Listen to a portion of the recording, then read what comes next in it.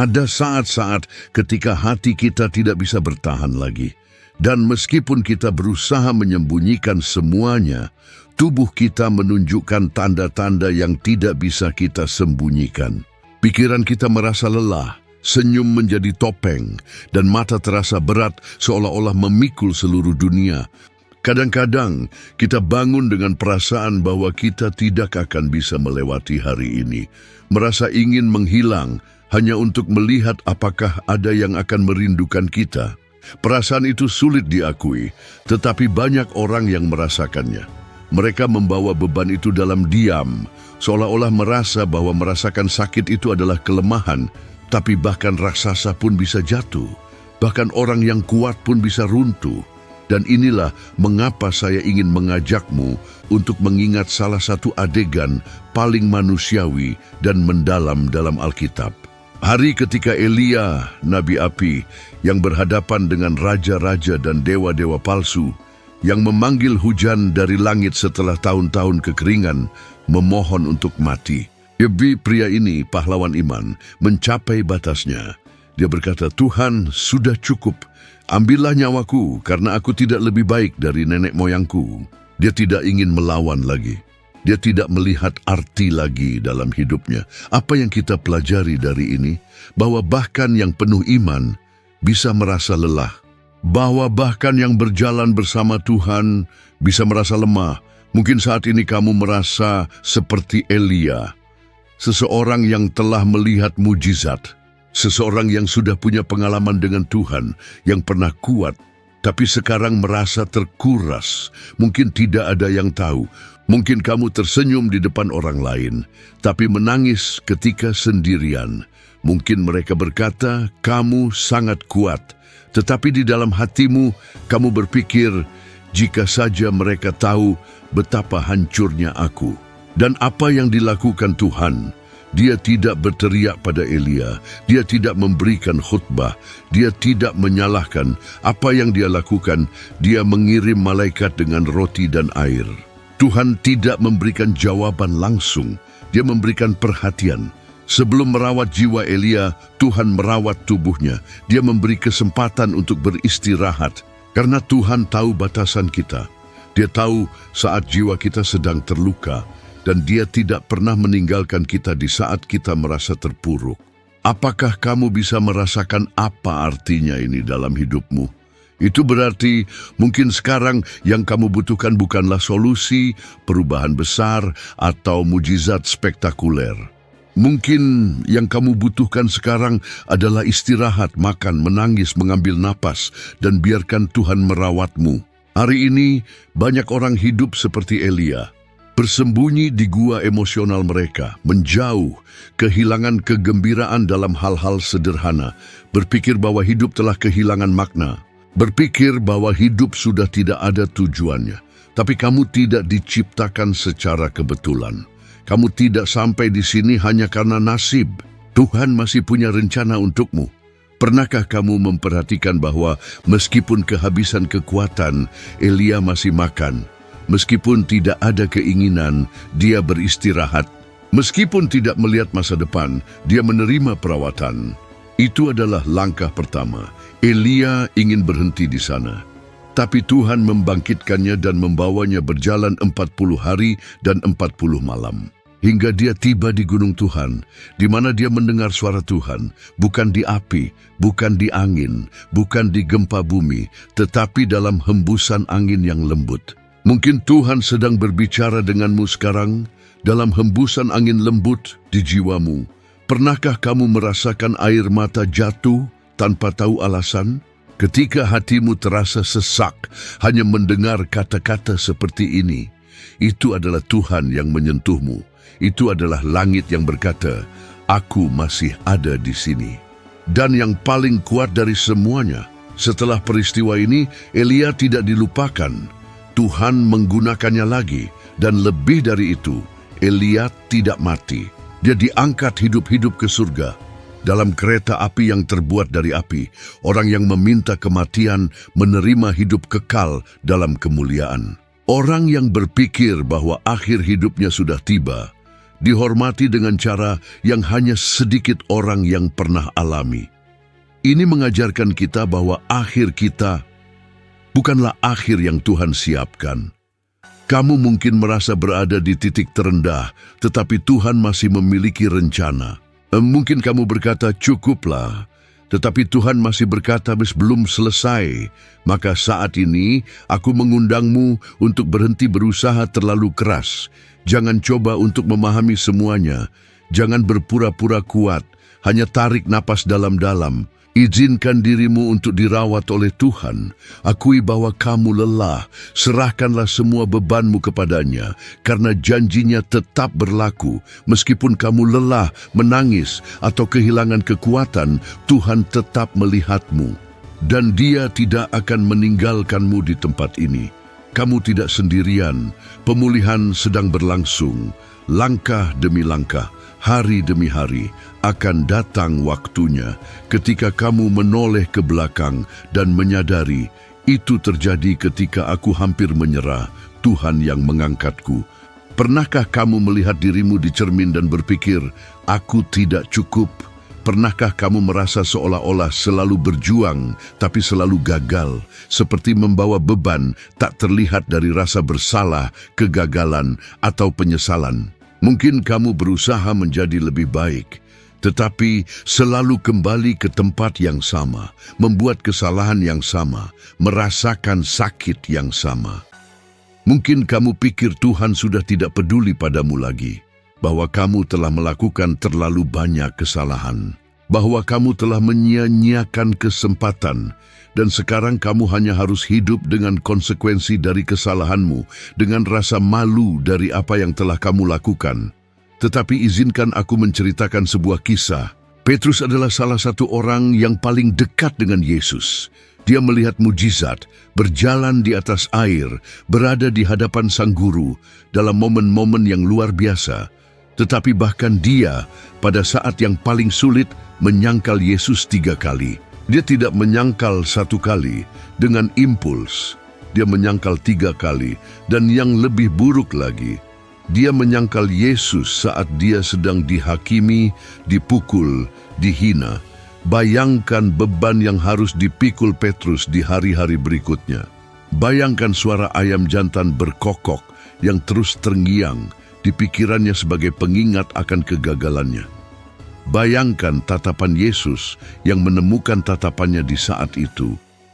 Rasa bersalah pasti sangat berat. Rasa malu begitu mencekik. Penyesalan yang menghentikan langkahnya. Sekarang pikirkanlah, berapa kali kamu mengalami hal itu? Berapa kali kamu menyangkal siapa dirimu atau siapa yang kamu ingin jadi hanya untuk menyenangkan orang lain? Berapa kali kamu mengkhianati prinsip-prinsipmu sendiri, menyerah karena kelemahan, membuat keputusan yang sekarang kamu tidak bisa maafkan dalam dirimu sendiri? Mungkin kamu telah berbohong, mengkhianati seseorang, atau meninggalkan sesuatu yang penting. Mungkin kamu telah berdosa dan berpikir bahwa itu menghalangi kasih Tuhan padamu. Tetapi tahukah kamu apa yang dilakukan Yesus setelah kebangkitannya? Dia tidak menampakkan diri pertama kali kepada para raja atau kepada para pemuka agama. Dia datang kepada Petrus, memanggilnya dengan nama, bukan untuk menghakimi, bukan untuk memalukan, tetapi untuk memulihkan. Yesus bertanya 3 kali, apakah kamu mengasihi aku? Dan memberi Petrus 3 kesempatan untuk menjawab. 3 kesempatan untuk menyembuhkan setiap penyangkalan yang dia buat. Apa yang ini tunjukkan? Bahwa untuk setiap kegagalan, Tuhan memberi kesempatan baru. Dia tidak melihatmu sebagai kesalahan yang telah kamu buat. Dia melihatmu sebagai anak yang bisa kembali kepadanya, sebagai hati yang masih bisa sembuh, sebagai wadah yang bisa dipulihkan. Tetapi kamu harus berhenti melihat dirimu hanya melalui kegagalanmu. Banyak orang hari ini terjebak dengan masa lalu. Hidup seolah-olah mereka selalu dihukum. Mereka menerima lebih sedikit daripada yang mereka layak terima. Menghindari hubungan yang sehat karena merasa tidak layak. Menghindari kesempatan karena merasa tidak mampu. Menghindari Tuhan karena percaya bahwa Dia tidak peduli lagi. Tetapi itu adalah kebohongan. Tahu siapa lagi yang percaya pada kebohongan itu? Yudas. Dia juga membuat kesalahan. Dia juga mengkhianati Yesus. Namun berbeda dengan Petrus, dia tidak percaya bahwa dia bisa diampuni. Kekurangan iman dalam kasih Tuhan ini yang membawa kehancuran bagi dirinya. Perbedaan antara Petrus dan Yudas bukanlah seberapa besar kesalahan mereka, tetapi bagaimana mereka merespons kesalahan tersebut. Satu berlari ke salib, yang lain lari dari kasih. Berapa kali kamu melakukan hal yang sama, lari dari kasih yang masih ingin mencapai dirimu? Mungkin saat ini kamu merasakan beban dari masa lalumu. Mungkin tidak ada yang tahu apa yang kamu bawa di dalam hatimu. Mungkin kamu tersenyum di luar, tetapi di dalam kamu menyiksa dirimu setiap hari dengan rasa bersalah. Mungkin kamu merasa tidak bisa kembali, tidak bisa mencoba lagi, tetapi Tuhan masih ada di sini dan Dia memanggilmu dengan namamu.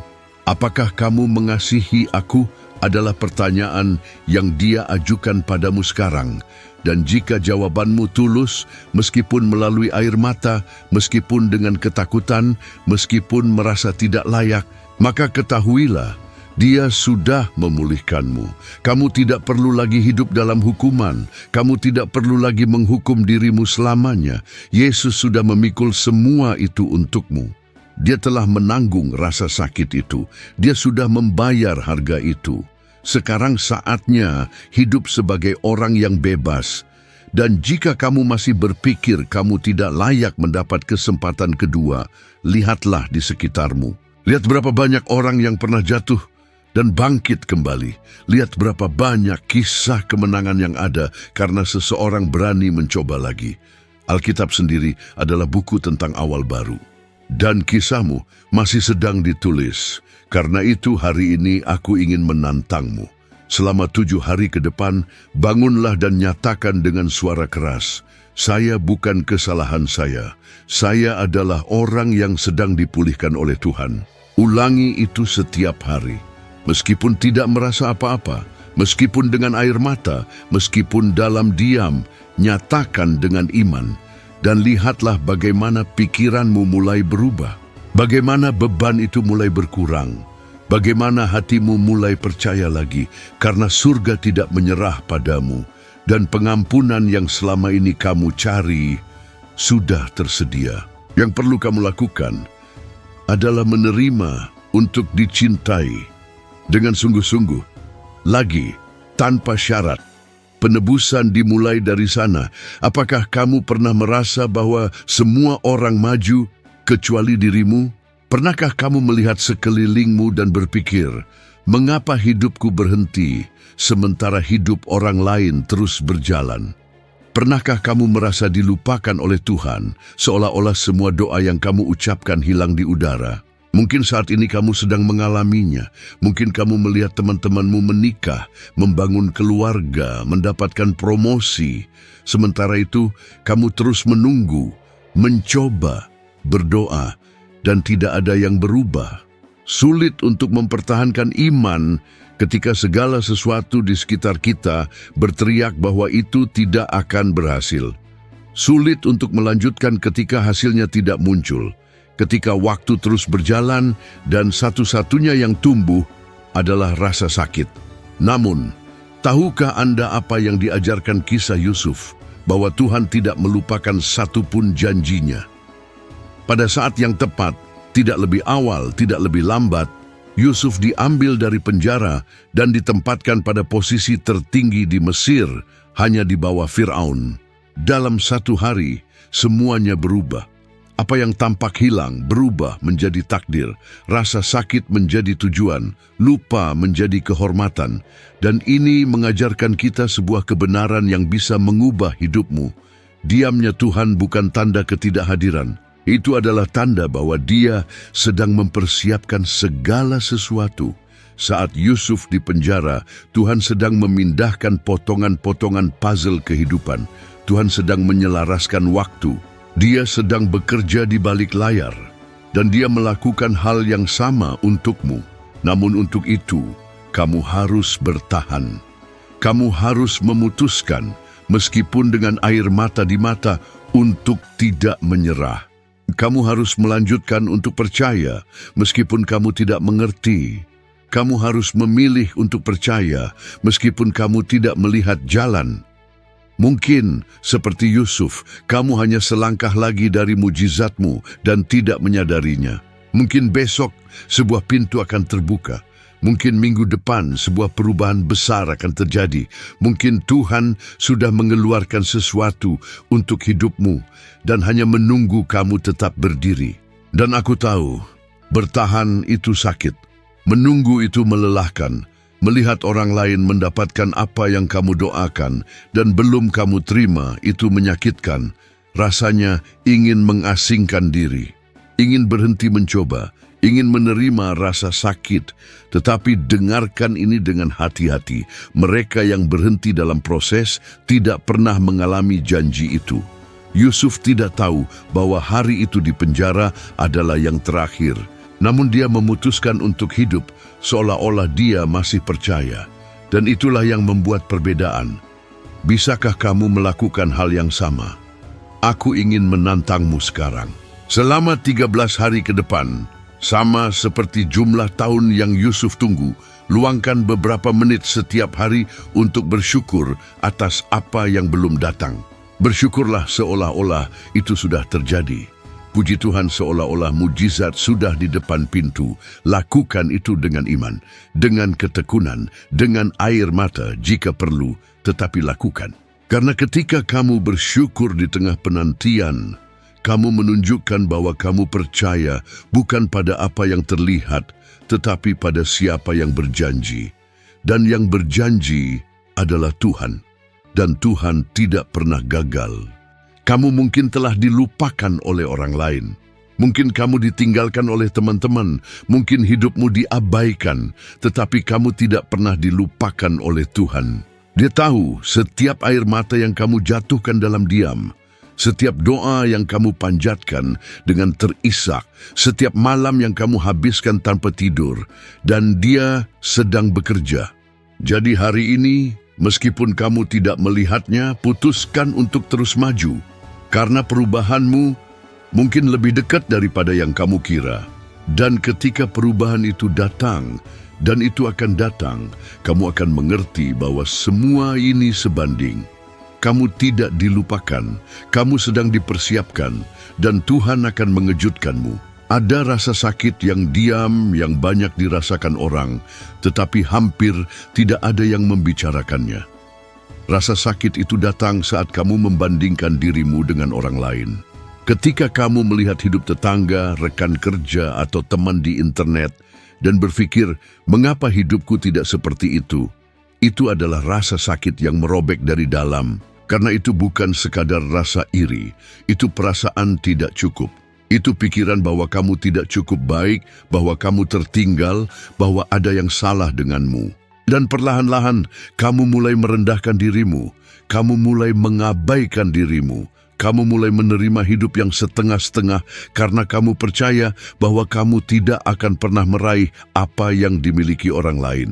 Mungkin kamu melihat seseorang yang baru saja membeli rumah, sementara kamu masih berjuang untuk membayar sewa, atau melihat keluarga yang berlibur sementara kamu mencoba menjaga keluargamu tetap bersama. Mungkin kamu melihat seseorang dipromosikan, sementara kamu tidak pernah diperhatikan, atau melihat foto pasangan yang tersenyum yang mengingatkanmu bahwa kamu sudah bertahun-tahun sendirian.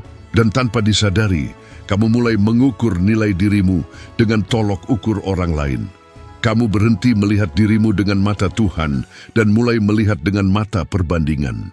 Tapi izinkan aku mengingatkanmu tentang sesuatu yang dalam. Tidak ada yang menunjukkan apa yang ada di belakang layar.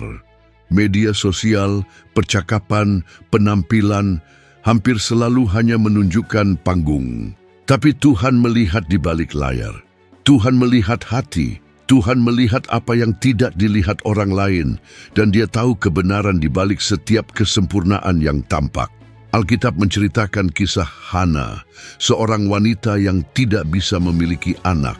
Pada masa itu, ini adalah hal yang memalukan, dipenuhi penghinaan.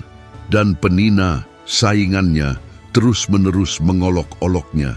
Setiap tahun Hana pergi ke Bait Allah dengan hati yang hancur, tetapi dia tidak menyerah. Dia tidak diam, dia tidak menerima keadaan. Dia mencurahkan hatinya di hadapan Tuhan. Dan Tuhan mendengarnya. Air mata yang tidak dilihat orang lain, Tuhan melihatnya. Rasa sakit yang tidak dipahami orang lain, Tuhan mengerti. Doa yang tampaknya tidak terjawab, didengar oleh langit. Hana melahirkan Samuel, salah satu nabi terbesar dalam sejarah Israel. Apa yang bisa kita pelajari dari ini? Nilaimu tidak terletak pada apa yang dimiliki orang lain, tetapi pada apa yang Tuhan tempatkan dalam dirimu. Provokasi hidup atau bahkan penina yang datang dalam hidupmu tidak menentukan apa yang akan Tuhan lakukan. Mungkin hari ini kamu sedang mengalami provokasi seperti itu. Mungkin perbandingan itu telah melukaimu begitu dalam, sehingga kamu berhenti bermimpi. Mungkin kamu berpikir tidak akan pernah diakui, bahwa tidak ada yang melihat betapa kerasnya kamu berjuang. Tetapi Tuhan melihatmu, dan Dia berkata kepadamu, "Kamu tidak tak terlihat di hadapanku. Kamu memiliki nilai, bukan karena mobil yang kamu kendarai, pakaian yang kamu kenakan, atau jumlah like yang kamu terima, tapi karena di dalam dirimu ada tujuan, sebuah esensi, sebuah panggilan. Pernahkah kamu merasakan bahwa kamu dilahirkan untuk sesuatu yang lebih besar, tetapi belum bisa meraihnya? Itu bukan ilusi, itu kenyataan.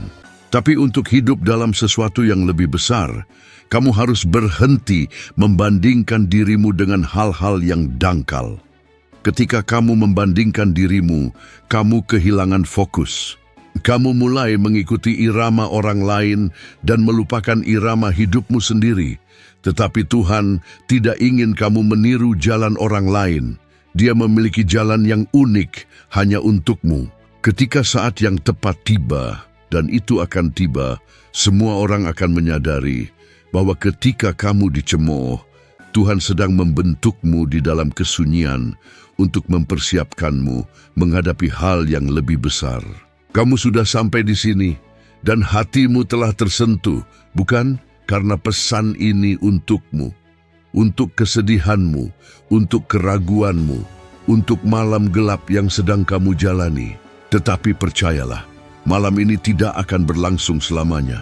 Tuhan yang sama yang mengangkat Elia dari tanah, memulihkan Petrus, memuliakan Yusuf, dan mengangkat Daud menjadi raja, sedang memperhatikanmu sekarang.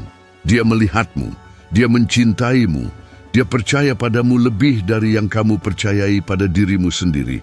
Jadi tarik napas dalam-dalam, bangkit, dan putuskan untuk hidup satu hari lagi.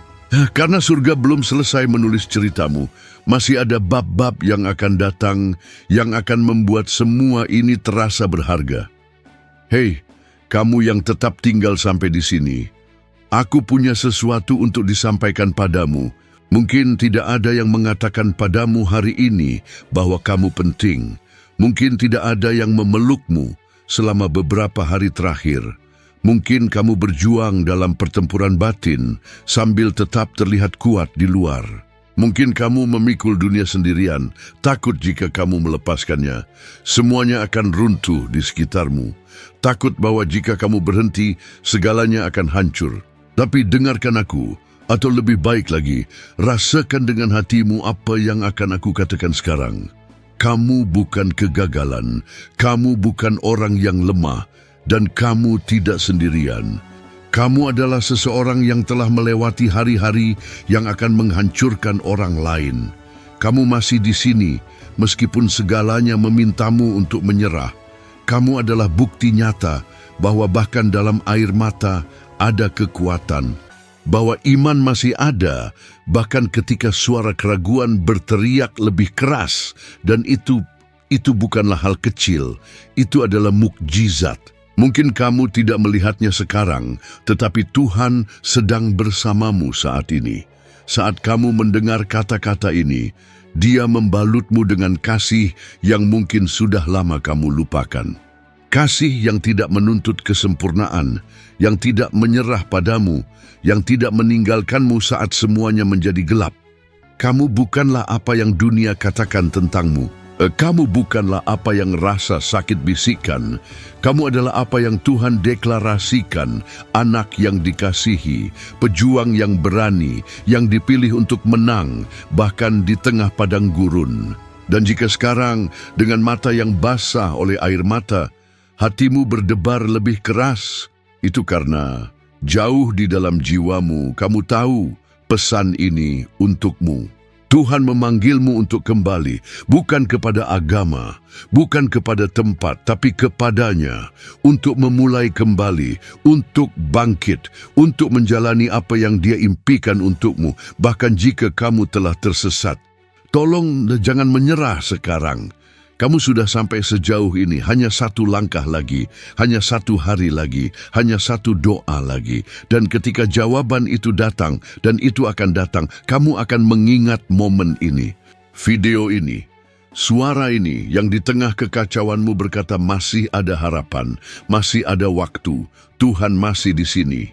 Kamu tidak perlu memahami segalanya sekarang. Kamu hanya perlu percaya, hanya perlu melanjutkan, dan di atas segalanya, mengingat bahwa kamu sangat dicintai. Tuhan mencintaimu, dan Dia masih menulis bagian terindah dari ceritamu.